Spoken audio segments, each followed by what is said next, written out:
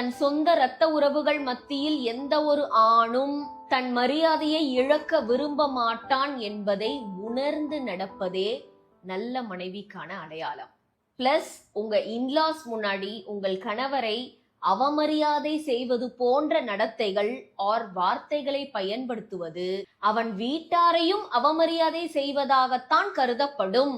So கூடுமானவரை பொதுவெளியில் நீங்கள் எப்படிப்பட்ட கணவன் மனைவி என்று யாரும் கணிக்காதவாறு நடந்து கொள்வது சிறப்பு. பொதுவெளி என்பது ஏதோ சினிமா தியேட்டரோ மெயின் ரோடோ அல்ல.